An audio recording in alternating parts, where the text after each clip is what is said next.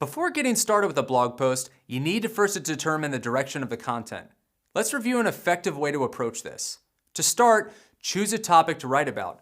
At a high level, write educational content. I'm not saying you can't write about your business when it makes sense, but in order to attract someone to your blog, you need to answer the questions and problems that they're searching for answers to. Put yourself in the shoes of your buyer personas.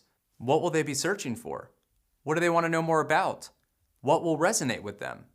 Consider what you know about your buyer personas and their interests while you're coming up with a topic for your blog post. And when it comes to a topic, make sure to write about your industry, not yourself.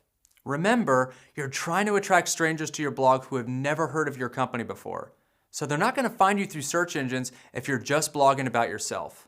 You have the rest of your website to provide that information. But don't just take it from me. Let's hear what HubSpot's product editor-in-chief, Beth Dunn, has to say. At its core, effective content is relevant and useful to your audience, your reader. It makes your reader, not your company and its revenue targets or goals, your #1 priority. Your writing should use your audience's language and show that you understand their pain points, challenges, and goals. It should be produced to help people, not just sell them on your products or services. Thanks, Beth. If you're looking for a place to start with creating content that'll positively impact your audience, then ask your coworkers from other teams like sales and services for some ideas.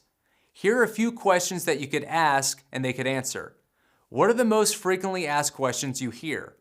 What do our prospects and customers need help with? What do you wish people knew about our industry? What are industry bloggers, social media, and even our competitors talking about? Before you write anything, you need to pick a topic for your blog post. The topic can be pretty general to start with. For example, if you provide running shoes, then it might be a good idea to write about the topic of running. Expand off of this topic. In other words, iterations are different ways of approaching that topic to help you focus your writing. For example, you might decide to narrow your topic to best running shoes for marathons or lifetime of running shoes.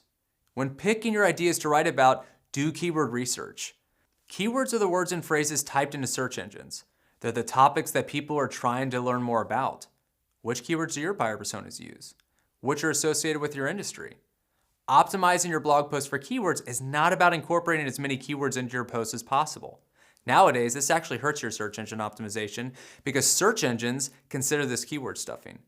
It also doesn't make for a good reader experience, a ranking factor that search engines now prioritize to ensure you're answering the intent of your visitors. You should use keywords in your content in a way that doesn't feel unnatural or forced. A good rule of thumb is to focus on one long-tail keyword per blog post. A long-tail keyword is a very targeted search phrase that contains 3 or more words. It often contains a head term, which is a more generic search term, 1 or 2 words in length. The head terms you choose should align with the topics that you want your business and website to be known for and build authority around. For example, if you want your business to be known for content marketing, then a blog post on 3 steps to organizing a long-term content marketing strategy is a great example of a long-tail keyword in support of this topic. And why should you focus on long-tail keywords for blog post titles?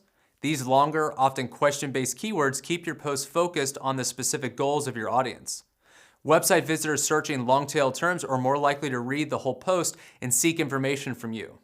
In other words, you'll attract the right type of traffic to your website.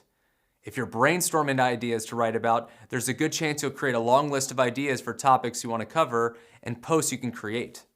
This will help create a longer-term blogging strategy, making a list of topics that support a specific conversion. For example, if you have an ebook or guide that you want to create and promote, then consider making a list of blog ideas that support this guide's content. This way, if someone finds your blog post and finds the content helpful, that increases the chances of them wanting to click a call to action, also known as a CTA, to access a relevant offer. If you're looking for assistance with blog ideas, then check out HubSpot's Blog Ideas Generator. This free tool will help jumpstart your creative process. Now let's talk about creating a title. Think about how you read things online. You read the title first before you commit. It needs to catch your interest, especially since it's the first thing that will catch your reader's attention. Start by creating a working title for your blog post. A working title is something to work off of as you begin to write your post. Start here to narrow your topic down and focus on one angle. A broad term like social media could breed multiple blog post ideas. A working title like Top Social Media Channels for Live Video in 2019 is now long tail and specific. Once you finish the piece, you'll come back to this title and refine it to be more aligned with the direction you ended up taking in the post. For almost every piece of content, come up with at least 5 to 10 different titles. Make it a rule that you spend a minimum of 5 minutes brainstorming titles. And once you make a list, send to a coworker to get their opinion. Also, make the value of the post clear in the title. Your title should help readers and search engines understand what your post is about. Set the right expectations. What is the reader going to get out of your blog post? What information is covered? What format is the blog post going to take? In this example, the blog post title explicitly tells you that you'll be reading about how to create an infographic. Not only that, but it sets the expectation that it only takes an hour to do so, and there's also free templates included.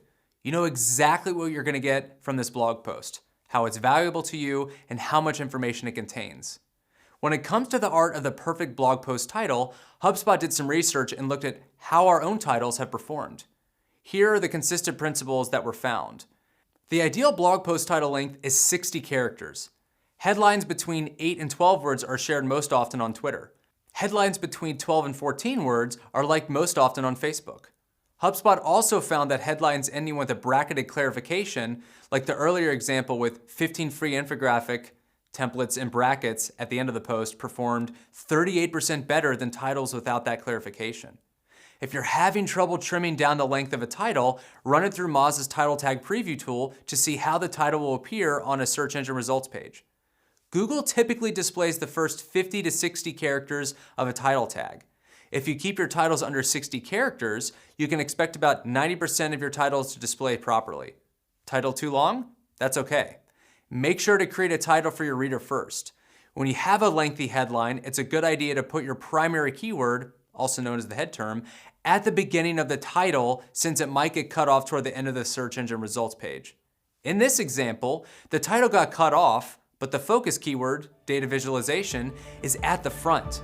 And there you have it, a step-by-step approach to choosing effective blog topics and descriptive titles.